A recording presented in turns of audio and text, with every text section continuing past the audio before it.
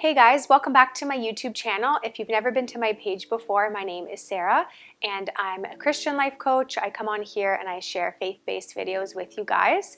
So as of recently, I've really felt led to start recording testimonials. I want to share the testimonies of people of all different backgrounds with how Jesus showed up and transformed lives.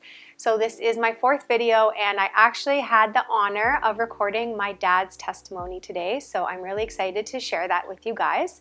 And to help me out, if you can please like this video, share it, subscribe to my YouTube channel. That really helps me. I've also recently started a Patreon account. The reason why is because I'm working as a life coach full-time on a sliding scale, which means that I charge less than a regular life coach does. And I really feel led to work on these videos, these testimonials full-time. And this would really help me with the time that I put into them and also upping the production in general. So if you feel led to support me on Patreon, I will put that below. And I really hope that you enjoyed this video and that it touches you.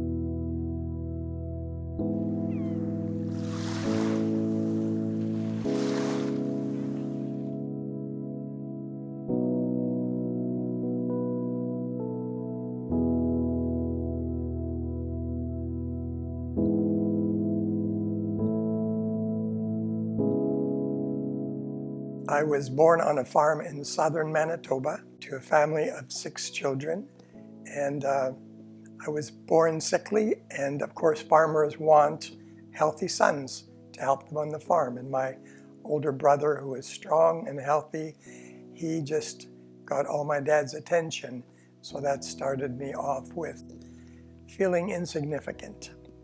And in grade 1, I still remember at the end of it where the teacher was telling my dad he just can't learn as she failed me, and that sort of stayed with me for a long time. I worked really hard on the farm trying to really get my dad's affirmation, attention, love, but it was never good enough.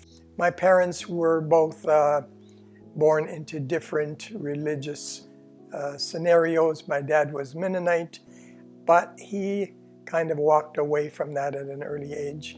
And my mom was raised in the Lutheran Church, really without too much relationship or activity in the church.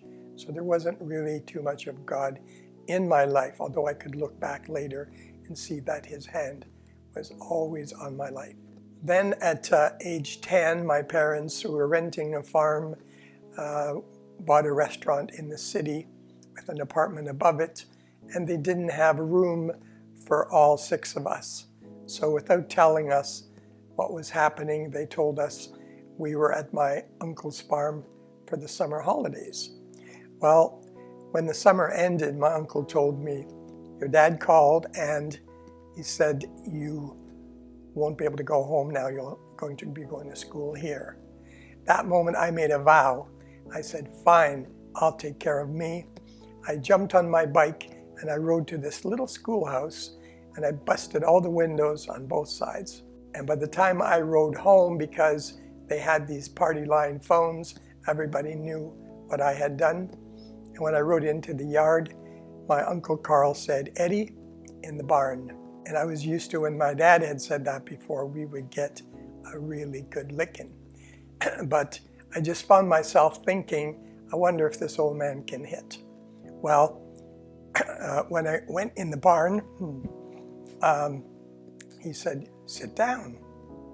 And that's when I learned the difference really between discipline and punishment, where he said to me, "I know you're hurt and angry, but that's no reason to destroy other people's property. I expect better from you, and I want you to sit here and think about what you've done."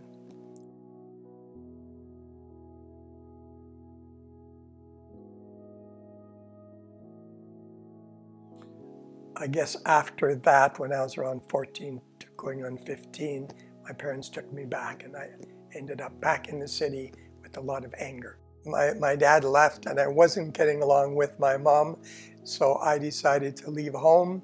I lived in a boarding house, and there's a lot of trouble in a boarding house with all the guys because everybody was into different type of crime, and I started supplying all the cartons of cigarettes for all the guys and different things like that, and just really was struggling with a lot of different things. I would have girlfriends, but relationships were never lasting.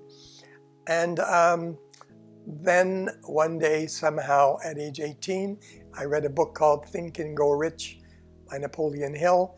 And I thought, what if I used my street smarts to get ahead legally? And I started thinking differently, but it still took a number of years for that to resonate. Then I left Winnipeg to go to Toronto at 19 years old. I worked in the optical business, so I just transferred, but still always partying hard and drinking a lot. Smoked cigarettes from when I was 13, a lot of cigarettes every day. Then at age 23, my girlfriend at the time got pregnant, and we got married, and the same year my first son was born. And that impacted me a lot because I thought, well, what if I ever went to jail or something happened, who would look after him? So I started to think about changing myself.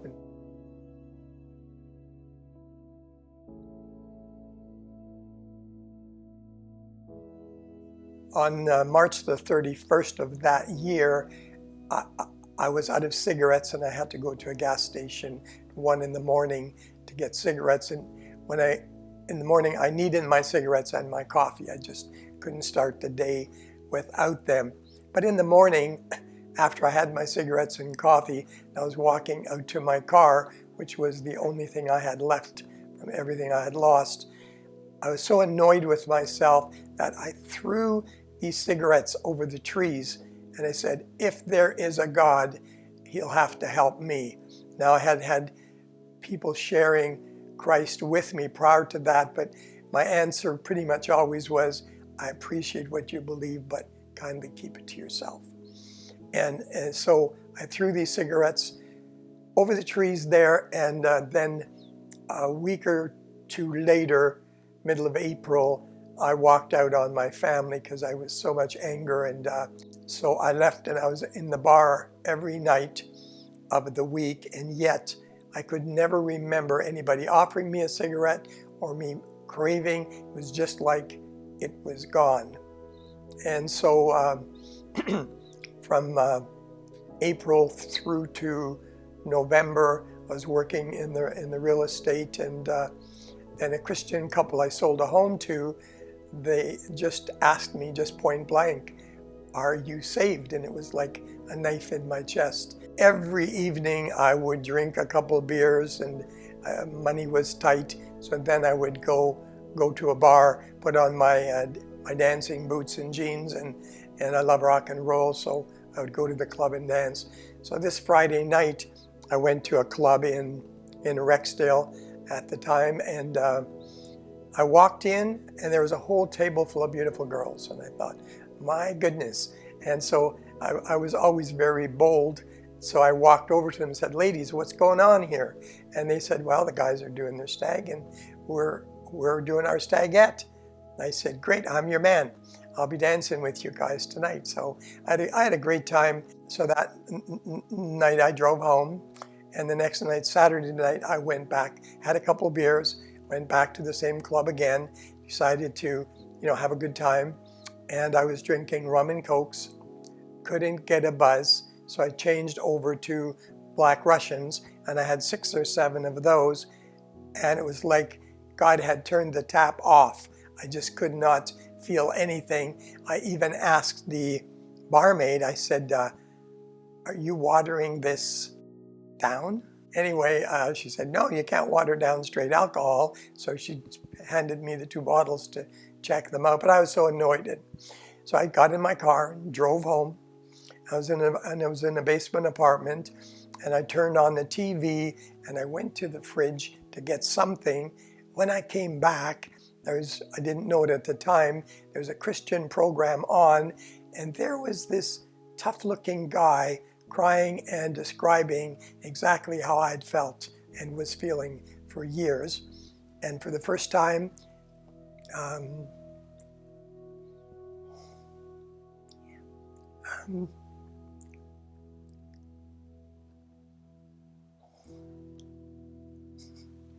since I was 10 years old, I fell on the floor crying and didn't wake up till the morning.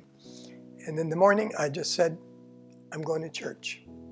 Now, my kids at the time had been taken to this Pentecostal church. Now they were in a Christmas play, so I used to drop them off there for rehearsals, but I never went in.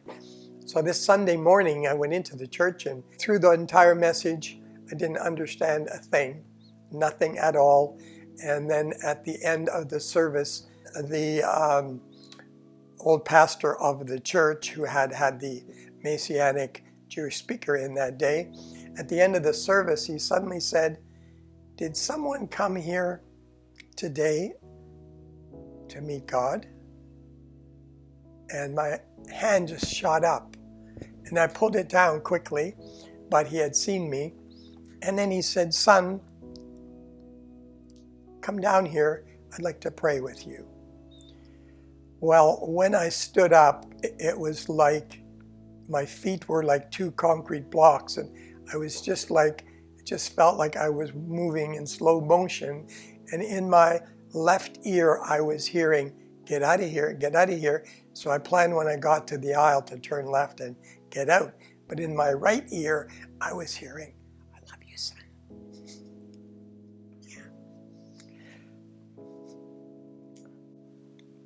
So if anybody would have said that Ed Martins would cry in front of 300 people, I would have told them they were crazy. So 2 steps from the end, I just broke and started crying out loud. And I walked to the front, and then when the pastor prayed for me, I fell on the floor, and I looked up, and I said to God, you took my cigarettes. And then he took my bad language and a lot of other things, a lot of need to prove myself by going out with a lot of different women and things like that. And then I bought a Bible at the church bookstore, read away, and started reading it. I had a roommate at the time, and our apartment was like Grand Central for girls, but now I just couldn't stand that, and he brought another girl home that night. So the next day he said to me, Ed, I don't even know you. I said, that's right, and you're moving. So I was by myself then. I was in real estate by then. So I took the entire month of December off, and I read the entire Bible, right from cover to cover, so that I wouldn't fall asleep. I would walk back and forth in the apartment late at night, just reading, and I got just really interested in Bible prophecy and history, and started studying on from there. And now that's 40 years ago, this past November 30th. And my life changed dramatically. I always had so much fear, even though I would cover it up with anger and aggressiveness. And suddenly the fear was gone. And I used to always be intimidated by taller, good-looking guys, because I'd always been deemed the runt of the litter from when I was little, and that was gone as well. And God just started to teach me and grow me and showing me things like that. Then after a year or two, the girls at my real estate office started saying things to me like, Ed, what's wrong with you? I said, what do you mean? And they said, well, why don't you have a girlfriend? Or usually guys have a live-in, or they're married again, but you're still on your own. And I just got caught off guard, and I blurted out, well, I've just decided if I'm going to be miserable, I'd rather be miserable alone. But then it sparked something in me, and I started talking to God. And so I started to ask God, how could I find the right woman? And he said to me, become the right man. And I said, well, what's wrong with me? And the heavens were brass. So then I said, okay, fine. How do I become the right man? And then suddenly people started talking to me about Christian counseling. So I started with counseling. And in my very first visit, the Christian counselor said to me, close your eyes. And I did it. He said, you're a little boy, and tell me what you see. So I was standing there, and I saw myself standing in a field with this tall grain, and it was taller than me. So I said, I'm in this tall field of grain, but I don't know which way to go. And he said to me, were you abandoned? And then that's when the healing started. Then through a different process, I started to see my wife now, Angie. I saw her 3, 4, 5, 6 times in different areas, and felt God was showing me my future wife. So it did take 6 years to catch her, but we were married in August of 1986. But prior to that, we had determined that we were going to have a great marriage. So we had marriage counseling, even though we were both second time around. We had marriage counseling beforehand, and we continued on to get healing throughout. And since that time, God has also used that for us to mentor other couples in relationships. And so we're really blessed in all those things.